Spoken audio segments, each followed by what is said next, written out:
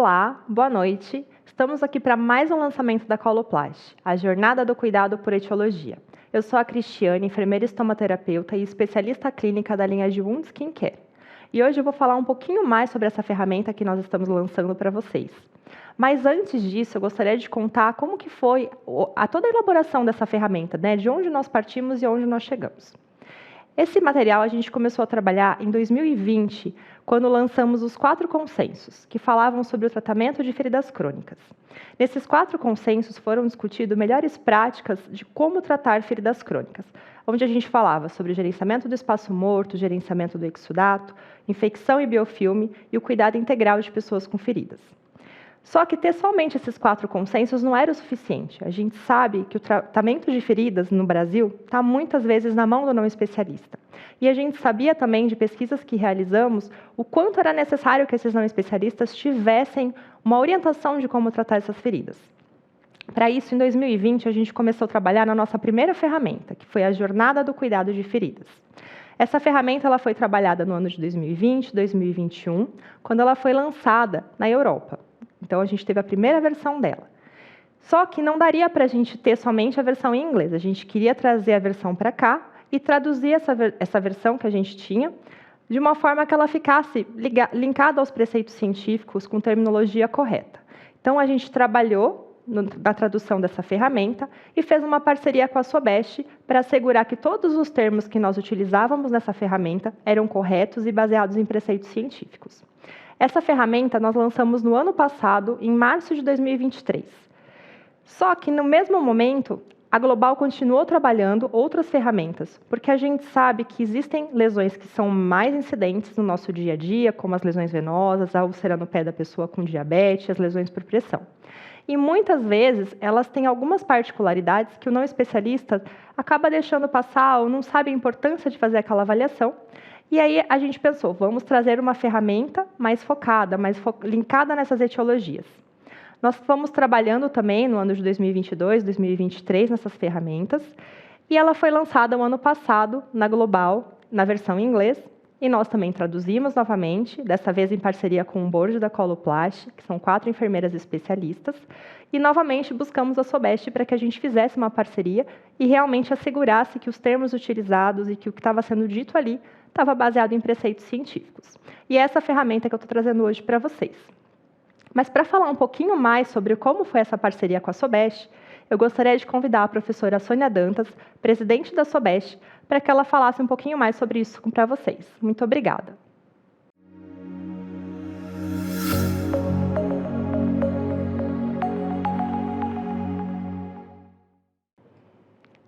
Olá, professora Sônia. Obrigada por estar aqui conosco essa noite e por trazer a Sobest com essa parceria conosco. E para falar um pouco mais sobre essa parceria, já deixo aqui a pergunta para você. Gostaria que você contasse um pouco mais para o nosso público como que foi a parceria da Sobest com a Coloplast. Boa noite, Cris. Boa noite a todos vocês que nos acompanham. Essa parceria, ela acontece com todas as empresas que buscam a Associação Brasileira de Estomaterapia para fins de validação de materiais educativos. Nós temos dentro da diretoria um grupo de pessoas que observam e analisam as questões éticas relacionadas à parceria, pois são parcerias exclusivamente educacionais. Nós não fazemos parceria com relação às tecnologias. E essa comissão, então, uma vez apoiando a parceria, nós lançamos um edital. E nesse edital, todos os associados, Sobest, eles têm o direito a se inscreverem e a seleção é feita por essa comissão, baseada no memorial, em critérios de pontuação, de acordo com a necessidade de cada empresa, de cada tema, assim como foi na jornada de etiologia. Perfeito, professora, muito obrigada. Nós sabemos a importância de trazer, o especialista para essa validação e vimos que teve toda uma análise que nós recebemos dos especialistas que iam fazer a verificação, a validação desse estudo conosco. E eu gostaria também de entender, pensando que a Sobest é uma sociedade para especialistas, como que o especialista ele consegue apoiar o não especialista no cuidado das feridas? Inicialmente, nós não temos especialistas para cuidado de tantas pessoas que precisam de cuidados com suas feridas. E cada ferida, de acordo com a etiologia, ela tem o gold standard ou o padrão ouro para o tratamento. E este material, o material da jornada de etiologia, ele colabora muito para que o especialista possa também utilizar essa ferramenta no dia a dia, como orientação do enfermeiro generalista que está lá na ponta e que é quem vai dar os cuidados a essas pessoas. Muito obrigada novamente. E a gente já está praticamente encerrando, mas eu tenho uma última pergunta também que eu gostaria de fazer. Como que a sociedade vê esse modelo de ferramenta? Como que vocês veem isso, né, para o público, para os enfermeiros no geral? É necessário, é extremamente necessário. Por quê? Porque nós sabemos que o cuidado do paciente, além de ser integral, dessa necessidade da visão integral, também é muito importante uma orientação com relação à especificidade de cada etiologia. Então, vem contribuir enormemente para que, além dos protocolos que já existem, é mais um instrumento que pode ser utilizado e que vai melhorar a questão de segurança e qualidade na assistência a essas pessoas. Muito obrigada. E esse foi o nosso intuito realmente com a jornada, era trazer um material fácil, passo a passo, que o não especialista pudesse utilizar na sua prática clínica e que o especialista pudesse usar para treinar a equipe dele, né, para usar isso como um divulgador, como algo para ele compartilhar com a equipe. A gente vai apresentar um pouquinho mais essa ferramenta para vocês agora no segundo momento, então eu peço para que vocês continuem conosco e ouçam as nossas especialistas do nosso board clínico na discussão de cada uma dessas ferramentas. Muito obrigada. Agradeço também a cada um de vocês. Obrigada, Cris.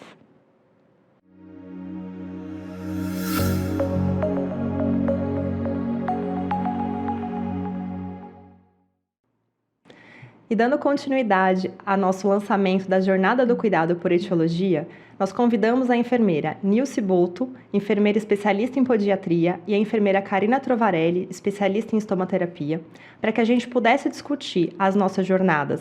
A jornada para tratar uma pessoa com diabetes e úlcera nos pés, e uma jornada para tratar pessoas com lesões venosas. E para isso eu gostaria de convidá-las. Obrigada pela presença de vocês aqui hoje, para que a gente falasse um pouco mais sobre essas jornadas, essas etiologias e conhecesse um pouco mais do que nós vamos encontrar nesses guias. Obrigada, Nilce. Obrigada, Karina, por estarem aqui hoje. E, Nilce, eu vou começar por você. Gostaria de ouvir de você o que profissional, especialista ou não especialista, vai encontrar quando ele for ler a respeito da jornada do cuidado para tratar uma pessoa com diabetes e úlcera nos pés. Obrigada, Cris, pelo convite. É um prazer estar aqui com vocês e estar falando um pouquinho sobre essa jornada por etiologia. O especialista, ele tem uma outra visão, né? Ele já tem aquela experiência no tratamento das lesões nos pés, mas essa jornada foi construída justamente assim, de um especialista dando dicas e sugestões para o não especialista. O que ele minimamente precisa saber quando ele for tratar uma lesão, uma úlcera no pé. Então, este cuidado, este plano de cuidado, este guia, ele foi escrito num passo a passo. E, além disso, ele tem vários QR Codes onde essa pessoa pode estar acessando e tendo evidência científica daquele cuidado.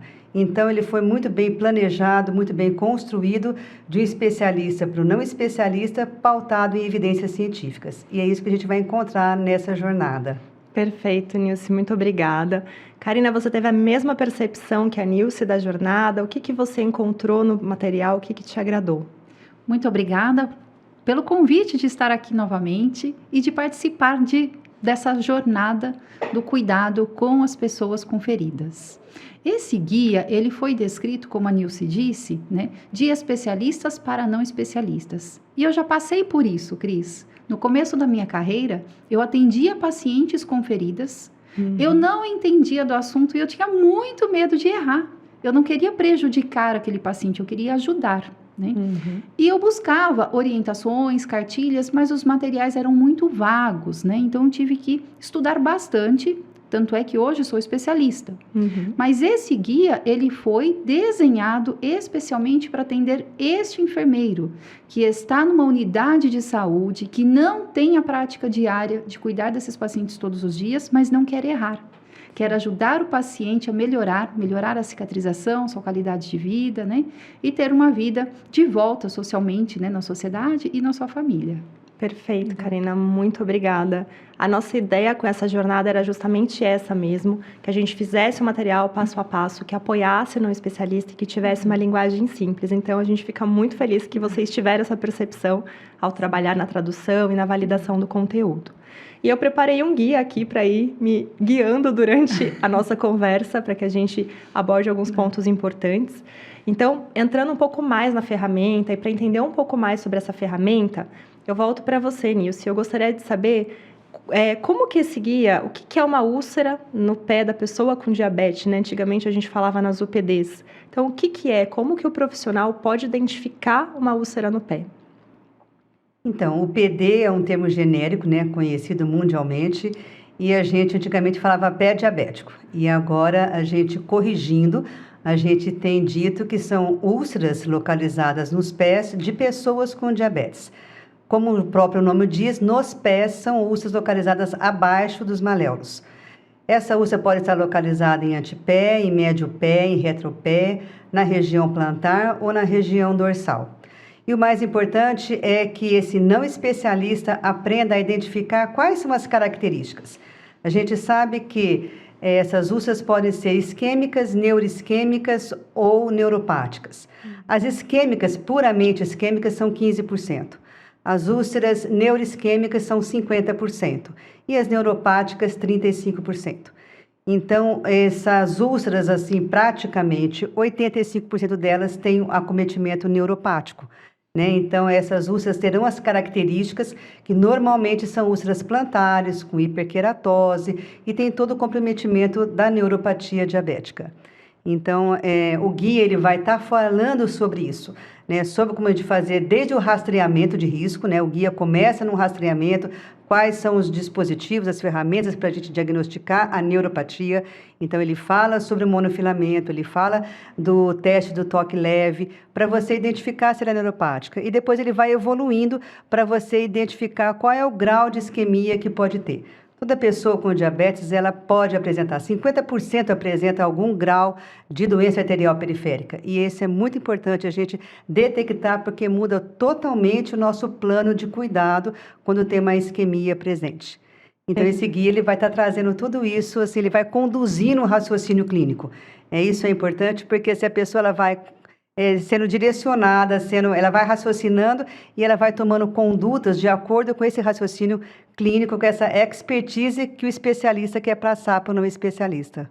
Perfeito, Nilce. Então, pensando nas úlceras no pé da pessoa com diabetes, geralmente o principal fator, então, seriam a perda de sensibilidade, as alterações nervosas, né, que acontecem ali no pé, e a isquemia também é uma das causas. E como mais assim, como que a gente pode falar um pouco mais, explicar um pouco mais como que essas úlceras ocorrem? O que acontece para que a pessoa tenha essa ulceração no pé?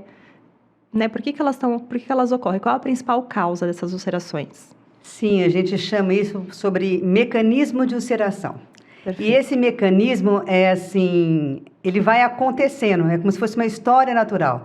Então, é preciso você ter a diabetes, você está com a glicemia alterada, essa glicemia alterada vai levar à neuropatia periférica, essa neuropatia ela pode ter um comprometimento motor, então aí você tem dedos em garras, dedos sobrepostos, você tem mudança no arco plantar, mudança na biomecânica da marcha, isso leva uma pressão alterada no pé, então essa pressão alterada com atrito, cisalhamento e pontos de pressão leva uma calosidade.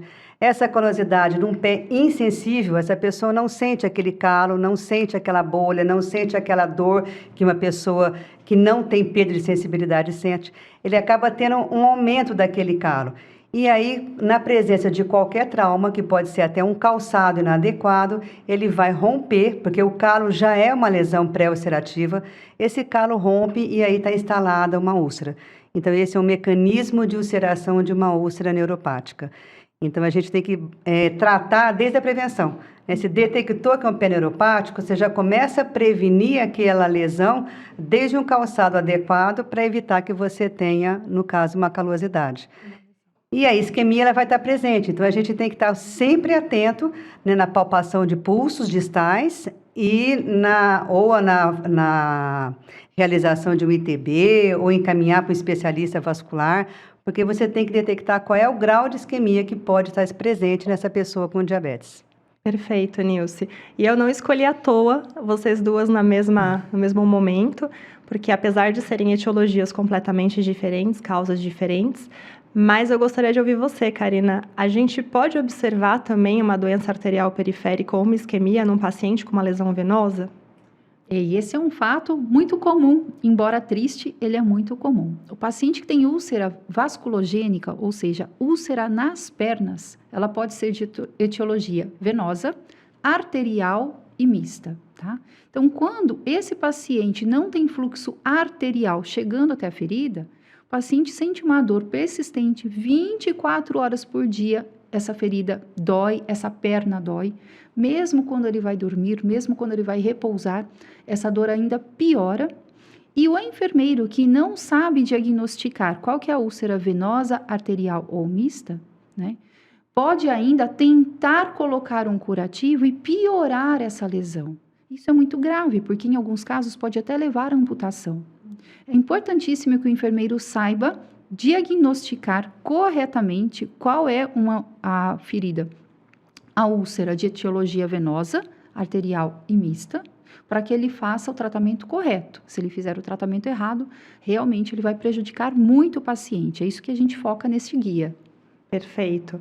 E é importante, né? Às vezes, quando a gente está atendendo uma pessoa com uma lesão venosa, na própria história que ela traz, a gente às vezes pega alguns pontos que sugerem um acometimento arterial, né? A pessoa fala, é uma dor que melhora quando minha perna fica pendurada ali do lado da cama. Uhum. É muito comum a gente ouvir isso. Então, é muito importante o profissional que está ali saber identificar esses sinais e também saber como conduzir esses sinais, né?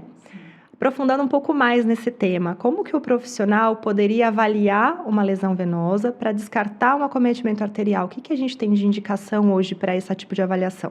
Nós temos vários exames não invasivos, minimamente invasivos, que o enfermeiro pode fazer, né? Então, a palpação dos pulsos pediais e tibiais, como a Nilce falou, é importante para saber a presença ou não, né, de fluxo sanguíneo nessa perna. E um dos exames que eu gosto bastante, faço bastante também, é o índice tornozelo-braço, o ITB. O ITB é um exame extremamente simples, minimamente invasivo, que pode ser feito nas unidades de saúde, desde que o enfermeiro esteja capacitado. Ele vai usar um esfigmo e um Doppler vascular. E o exame é tão simples, é como se você fosse verificar a pressão do braço, usando o Doppler vascular, e da perna que tem a ferida. A gente vai pegar, então, a sistólica, a primeira sistólica do braço e da perna e vai fazer uma continha. Índice tornozelo-braço. Vai dividir o número que deu no tornozelo, afetado pela ferida, pelo número do braço. Esse número, ele pode ser 0,9, 1, 1,4, 0,5, vai dar um guia. Quando o paciente apresenta de 0,9 para cima, provavelmente, né, essa úlcera ela é venosa. Então, nós vamos tratar com padrão ouro, que é terapia compressiva e coberturas. E provavelmente essa ferida vai cicatrizar de uma forma muito fácil. Quando esse índice aparece de 0,9 para baixo, indica que existe um grau de isquemia, existe um problema isquêmico, não chega sangue arterial, não chega nutrientes, não chega o oxigênio e este membro está em sofrimento. Este paciente, como a gente descreve no guia, deve ser encaminhado a um vascular para ver se há necessidade de revascularização, de medicação, para ajudar esse paciente a correr contra o tempo, para não ter uma complicação maior ou até uma amputação nesse membro. Perfeito. O ITB acaba sendo um forte aliado que nós temos hoje aí para a indicação das coberturas quando a gente vai fazendo o tratamento, né, de uma lesão venosa. Então, ele é importantíssimo que o enfermeiro conheça, saiba calcular, né, antes de fazer a indicação de qualquer terapia. Mas, pensando nas coberturas, nas terapias que a gente vai utilizar para assessorarem a cicatrização dessa ferida, um ponto importantíssimo é o preparo do leito da ferida, né? O preparar adequadamente, como é que fazer uma limpeza adequada. E aí, o que vocês me dizem em relação a quais seriam as boas práticas nas lesões venosas e nas lesões, né, na úlcera no pé? Quais seriam boas práticas para a gente preparar o leito dessas feridas? Então, a gente sempre tem que estar retomando isso, né? Porque são cuidados básicos, né? Então, essas boas práticas é o dia a dia. Então, nós temos que pensar, assim, na questão da higiene, na questão da boa limpeza. Então, essa boa limpeza, o conceito de feridas, ele traz isso muito bem, que você tem que lavar abundantemente aquela úlcera. É lógico, se você tem uma úlcera que está com tecido de granulação, com tecido saudável, você vai estar só irrigando com o soro fisiológico. Mas se você tem uma úlcera com esfacelo, com necrose, com tecido não saudável, com restos de outros curativos, né, que não foram removidos adequadamente, ou sujidade, você tem que lavar abundantemente essa lesão. E depois fazer o desbridamento necessário desse tecido não saudável, né? Então, esses princípios, né? Além do mais limpo para o mais sujo, além do controle de infecção cruzada. Então, no nosso agendamento do dia a dia, na nossa agenda do consultório, a gente precisa colocando os curativos menos contaminados no período da manhã ou nos primeiros curativos e os mais contaminados deixar no final. Além de todo o controle de material esterilizado, do EPI, tudo isso tem que ser pensado nessas boas práticas. Perfeito, Nilce. Importantíssimo esse ajuste de agenda, esse cuidado que os profissionais tenham, pensando em a gente evitar a contaminação de uma lesão que já está evoluindo bem, que não está com uma infecção, ou que não está com uma colonização crítica, então, que a gente consiga evoluir bem essas lesões. E, Karina, um ponto que eu acho importantíssimo a gente aprofundar, como limpar uma ferida, né? Então, o que é recomendado? Como que a gente deve fazer a limpeza da ferida? Pergunta de congresso, né, Cris? Pergunta de congresso, né? Parece simples, mas não é. Mas não é. É interessante que eu falo sobre isso, né, em algumas palestras, em alguns congressos, e sempre alguém me pergunta, vou limpar a ferida com luva estéril, com luva de procedimento, como que eu vou fazer esse curativo, né? Então, a técnica da limpeza. Dentro do hospital, é orientado que seja feita a técnica estéril para evitar uma infecção cruzada de um paciente para o outro. Fora do hospital, estou dizendo fora na casa do paciente, no próprio ambulatório do hospital, em uma unidade de saúde. Nesses locais, nós vamos então seguir a técnica limpa. Mas qual que é a técnica limpa, né? Se a gente for para fora do Brasil, a técnica limpa ela é muito limpa. E aqui, como é que é? Aqui é o seguinte, a técnica limpa, ela vai usar luvas de procedimento, mas o profissional que calçou essa luva, ele não pode mexer dentro da ferida e pegar o frasco de soro com a mesma luva, porque ele vai estar contaminando o material de trabalho dele, né? E vai estar contaminando outros pacientes. Então, como fazer essa técnica limpa, né?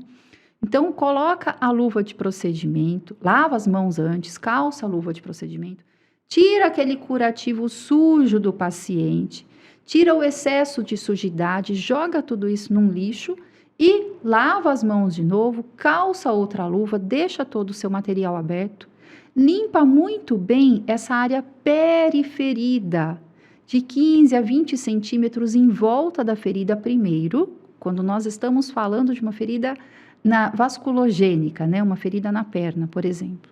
Nós vamos limpar primeiro a pele em volta da lesão, para depois começar a limpar dentro da lesão. Então, eu faço a descontaminação em volta da ferida para depois trabalhar dentro da ferida.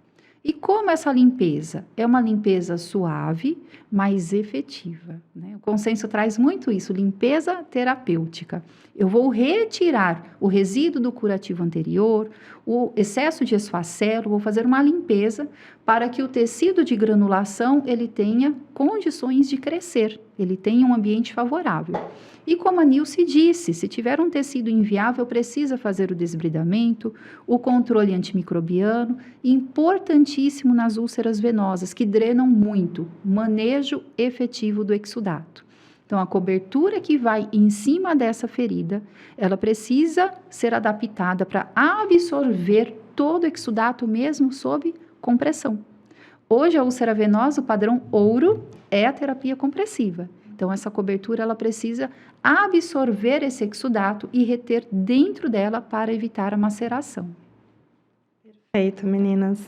Esse conteúdo, os dois conteúdos são extremamente densos. Eu acho que a gente precisa marcar, a gente fazer uma aula para cada um desses conteúdos, porque tem muitos pontos para serem abordados. Eu acho que a limpeza é um passo extremamente importante, mas a gente também precisa olhar a pessoa como um todo.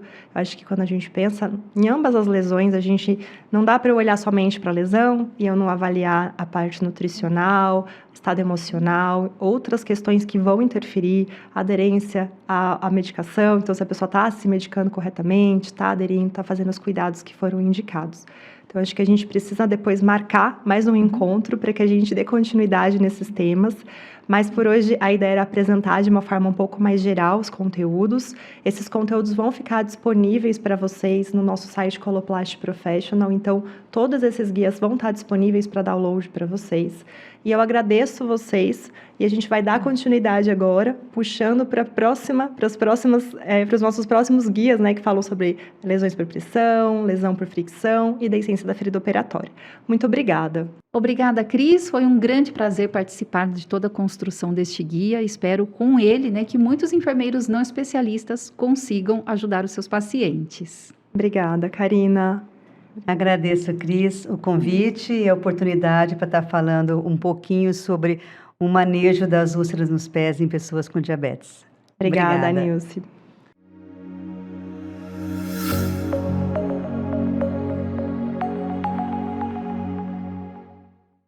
E agora, retomando o nosso podcast, eu trouxe as enfermeiras Mara Reis, Patrícia Raquel, e eu também estou aqui presente agora para a gente contar um pouco sobre as nossas outras jornadas do cuidado por etiologia.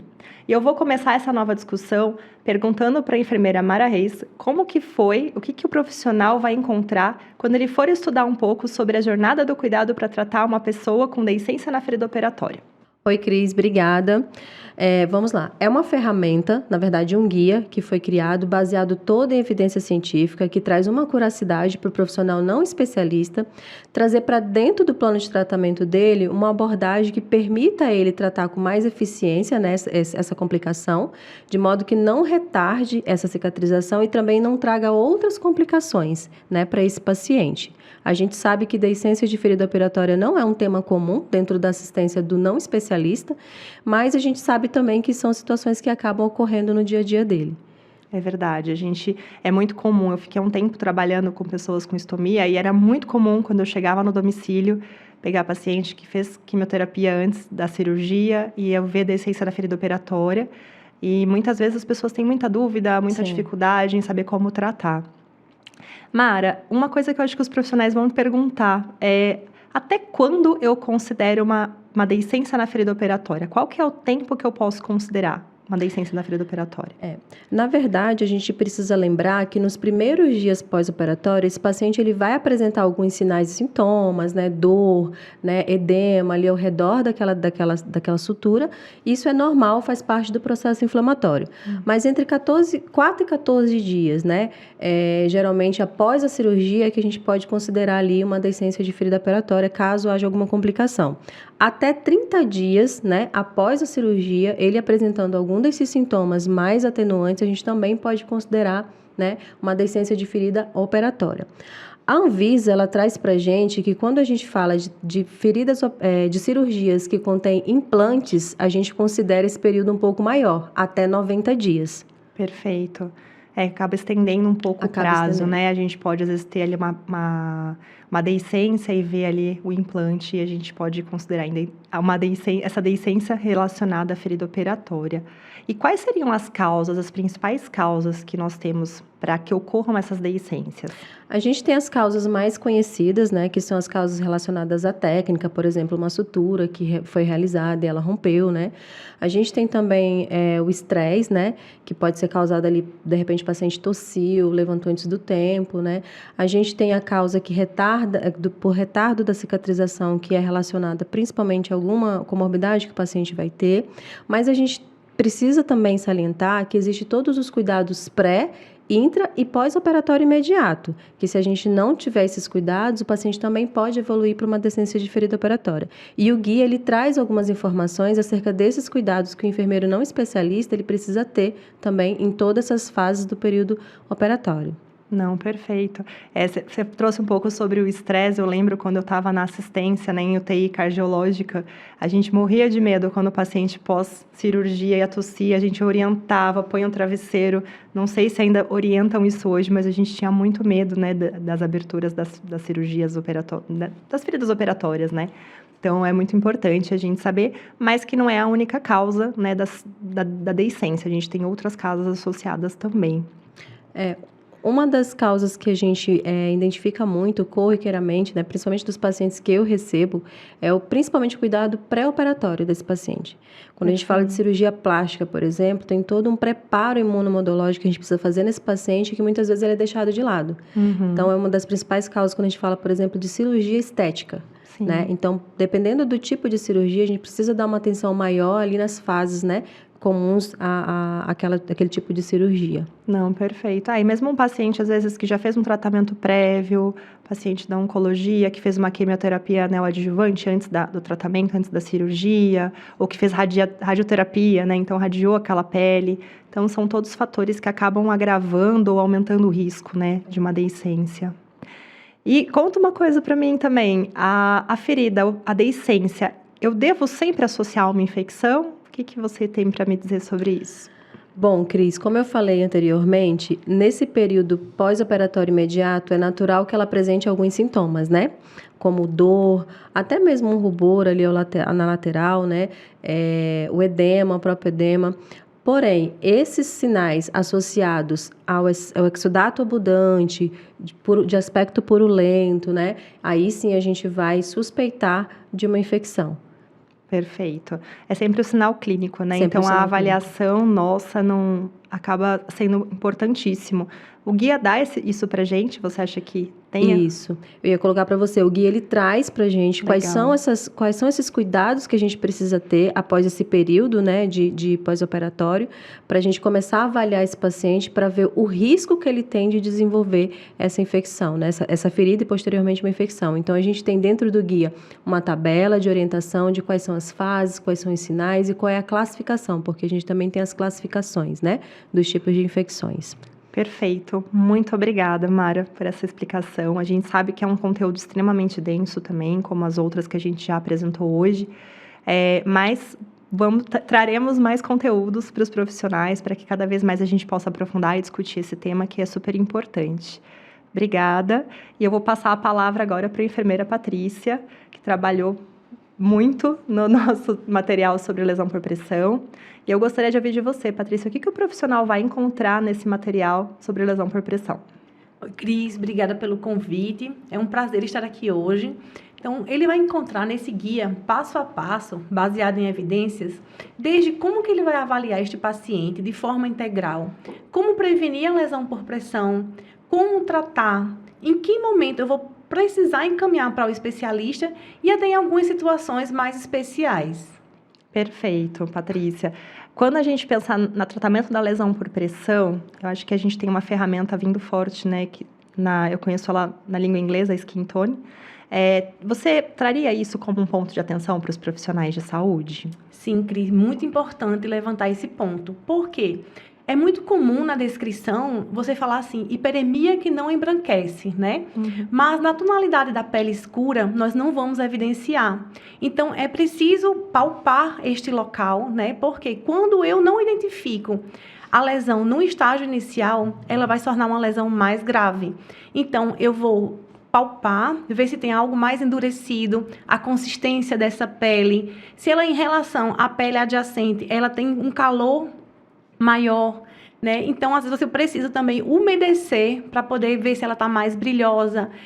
O auxílio de uma luz especial, como uma lanterninha. Então, tudo isso é super importante para prevenir esses agravos mais futuros. Perfeito. É um ponto super importante, né? A gente, quando no passado eu tive a avaliação da lesão por pressão, era sempre isso. Eritema que não embranquece.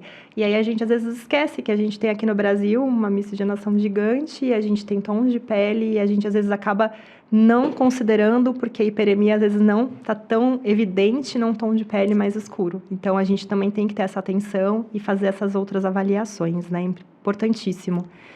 E quais são, pensando aqui nas pessoas que estiverem assistindo a gente agora, que acabaram de se formar, ou que não têm esse conhecimento, como que eu classifico uma lesão por pressão? Quais são os estágios de uma lesão por pressão? Tá, então, a classificação das lesões por pressão, elas vão desde o estágio 1, quando eu tenho uma pele íntegra, naquela hiperemia que não embranquece, ou uma hiperemia reativa, né? Aliás, ela não é reativa, eu palpo ela, e quando eu solto a dígito-pressão, ela continua lá a hiperemia. Ela atinge só a primeira camada. A partir daí, eu tenho uma lesão por pressão estágio 2, quando atinge epiderme e derme, ou um conteúdo em formato de bolha. Esse conteúdo da bolha, ela tem um líquido seroso. Eu tenho o estágio 3, quando está epiderme, derme e subcutâneo. Eu consigo visualizar toda a profundidade dessa lesão. Dependendo da localização, ela pode ser mais profunda ou não, mas eu não consigo visualizar ainda tecidos nobres, como tendões, músculos. Isso vai para o estágio 4. E no estágio 4, ela é um dano grave, assim como o estágio 3. E muitas vezes há uma dificuldade enorme de evoluir para uma cicatrização, porque tem a epíbole, que é a borda dobra, né? E faz com que haja a não cicatrização, porque não evolui. Além disso, nós temos também a lesão por pressão não classificável, quando eu não consigo delimitar qual a profundidade dessa lesão. Geralmente, a partir do momento que se começa a tratar, ela evolui para uma lesão por pressão estágio 3 ou estágio 4. Tem também a tissular profunda, aquela coloração arroxeada, que é uma lesão que começa no músculo e depois vem para a pele, né? Ela tem o formato de um iceberg, que também vai se delimitar, geralmente depois para não classificável, e a partir daí 3 e 4. Nós temos também a relacionada a dispositivos médicos. E nessa situação, nós vamos classificar se ela é estágio 1, 2, 3, 4. E tem membrana e mucosa, que de acordo com o tecido, aí eu não vou poder estadiar. Então, assim, é super importante quando eu entendo essa classificação para saber qual tratamento eu vou adequar. Perfeito. Eu acho que essa parte das lesões por pressão, a gente sabe que hoje a gente tem um foco muito grande na prevenção, até por tudo que está envolvido na lesão por pressão, né? Acho que é importantíssimo a gente pensar na prevenção como nosso maior objetivo como profissional ali.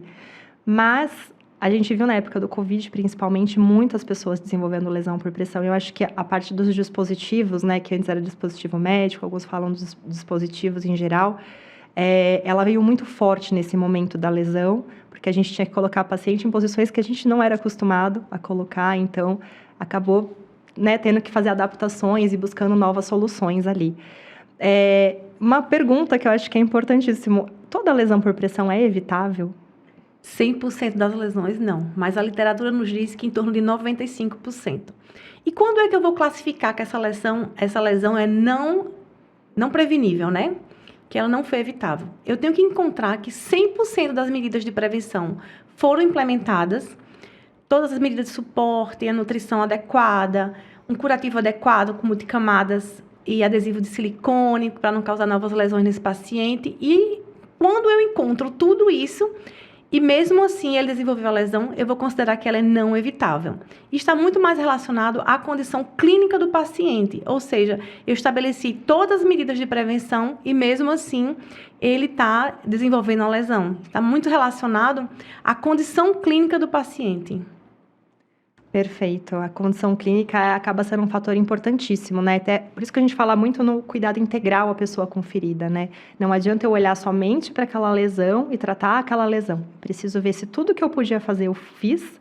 E se eu fiz, por que aconteceu? Então, vamos para a condição clínica, vamos entender o que está acontecendo ali naquele organismo, por que aquilo se desenvolveu. E pensando no tratamento dessas lesões, o que você traria para a gente como pontos importantes para tratar uma lesão por pressão? O primeiro ponto é continuar redistribuindo essa pressão, né? E não adianta de nós pensarmos no tratamento sem continuar pensando em prevenção. Eu preciso gerenciar esta umidade com um curativo que tem uma absorção vertical, gerencie essa umidade, faça esse controle, preencha o espaço morto e algo fundamental é como eu higienizo, né? Então, eu posso utilizar o melhor curativo, mas se eu não tiver uma higiene adequada e mantendo nutrição, superfície de suporte, eu não vou conseguir ter um êxito nesse tratamento. Perfeito, Patrícia. Te agradeço por essa explicação também sobre as lesões por pressão. Acho que também tem muito conteúdo, a gente vai ter que trabalhar muito ainda junto, trazer mais conteúdo para o pessoal, uma aula específica dos 2 temas, porque são temas extremamente profundos, com um monte de pontos super importantes para a gente avaliar, para que a gente esteja atento, para tratar corretamente. Mas agradeço tudo que vocês trouxeram, porque hoje a nossa ideia era essa mesmo, a gente trazer um panorama um pouco geral do que o profissional vai encontrar nessa ferramenta. Cris, você está sempre nos fazendo várias perguntas. Só estou perguntando aqui, né? Mas eu deixei até uma folhinha aqui para não esquecer. Você também participou de todo esse processo, junto conosco, falando sobre a jornada do paciente com lesão por fricção. Então, eu gostaria que você nos falasse um pouquinho o que é que você vai encontrar nesse guia sobre lesão por fricção. Perfeito, né? O que a gente está encontrando nesse guia? Bom, o guia da lesão por fricção, também muito conhecido pelos profissionais como skin tears, né? Então, a gente hoje tem a validação do termo skin tear, hoje a gente validou o termo como lesão por fricção. E aí, nesse guia, a gente trouxe um pouco dessa definição. Então, o que é a lesão por fricção? Quais os tipos de lesão por fricção? E como que a gente vai tratar e como que eu vou conduzir tanto as lesões agudas, né, que acabaram de acontecer, quanto uma lesão tardia. Então, é um geral, também baseado em evidência científica, também como os outros guias, né, a gente referencia muitas vezes o nosso primeiro lançamento da jornada do cuidado de feridas, quando eu preciso saber como tratar a ferida, mas ali eu vou ter um panorama geral específico para essa etiologia, então os cuidados relacionados à lesão por fricção. Perfeito, Cris. E assim, é muito desafiador quando você se encontra com um paciente senil ou prematuro extremo, nessas duas pontas, né? Esses 2 extremos, como que você vai lidar? Então, como que a gente classifica? Quais os tipos de lesão que a gente pode dizer que existe na lesão por fricção? Perfeito. A gente pensa nos extremos de idade, né? Porque quando a gente geralmente tem a pele um pouco mais frágil, então muitas vezes eu tenho alterações ali na derme que vão fazer com que exista uma fragilidade cutânea e essa pessoa seja mais suscetível a desenvolver esse tipo de lesão. Então, para classificar, basicamente a gente tem no guia 3 tipos de lesão por fricção. Posso ter ela tipo 1, que é quando eu tenho a lesão por fricção, mas eu não tenho a perda tecidual. Então, se eu reposicionar o retalho na pele, ele vai cobrir toda aquela área. Eu tenho a tipo 2, que eu tenho uma perda parcial do retalho. Então, eu vou trazer ali o retalho e eu vou ver que uma parte do tecido ficou exposto. E a tipo 3, que eu tenho a exposição total. Então, eu perdi completamente o retalho da pele. Então, nesse caso, né, a gente não vai ter como fazer, a gente vai ter que cuidar da lesão, mas não tenho como reposicionar o retalho. E você poderia falar para a gente um pouquinho como que cuidar, como tratar essa lesão? Perfeito. As lesões por fricção, a gente traz um pouco no guia porque a conduta vai ser diferente se for uma lesão aguda ou uma lesão tardia. Então, geralmente, nas lesões agudas, a gente tem que fazer a limpeza dessa lesão, como, né, toda lesão a gente começa a tratar ela limpando. Eu vou ter que fazer uma avaliação da pessoa, entender medicação em uso. Se for uma pessoa que utiliza, por exemplo, um anticoagulante, ele pode ter um sangramento mais intenso. Isso é importante que eu avalie por conta de algum hematoma, se foi decorrente de uma queda ou se foi de um movimento que a gente foi fazer com ele no leito. Então, é importante eu identificar a causa, a condição clínica dessa pessoa. E aí, sim, eu vou tratar. Então, se for agudo, eu vou reposicionar o retalho e fazer a fixação. O guia traz também alguns cuidados em relação a esse reposicionamento. Então, quando a gente reposiciona e o retalho não fica exatamente sobre a lesão, existe um risco maior de eu fazer uma necrose e perder esse retalho, tá? Mas é importante, principalmente, assim, de uma forma mais objetiva, que a gente não utilize coberturas extremamente adesivas e que, se eu utilizar um adesivo que seja suave, que eu sempre registre nesse adesivo a posição do retalho. Então, eu sempre tenho que pensar em retirar aonde ele está aderido, para que eu não remova, né? Na hora que eu for levantar essa cobertura, eu removo o retalho e acabe novamente fazendo um trauma nessa pele. Então, acho que de pontos importantes no tratamento, assim, acho que mais chama a nossa atenção nesse guia é esse ponto. Excelente. Obrigada, Patrícia, por trazer as perguntas, né, sobre o tema que eu trabalhei, que eu participei. Agradeço vocês, meninas, por participarem dessa ferramenta, por estarem com a gente, trabalhando com essas ferramentas. Aí, nossa ideia com esse trabalho foi que a gente conseguisse desenvolver um material, um conteúdo para o não especialista mesmo, trouxesse um guia para eles, né, um passo a passo, uma forma deles tratarem feridas, e pensando nas feridas que provavelmente são mais incidentes no dia a dia deles. Esse conteúdo é bastante denso, a gente sabe que ele não encerra aqui, a gente teria muito mais coisa para falar de todas as etiologias que a gente trouxe hoje, por isso que a gente vai continuar trabalhando com esses conteúdos no nosso site do Coloplast Professional. Então, continuem seguindo a gente, acessem nosso conteúdo no site, no nosso Instagram e no Facebook. E eu agradeço imensamente todos que estiveram com a gente aqui hoje e participaram desse lançamento. Muito obrigada!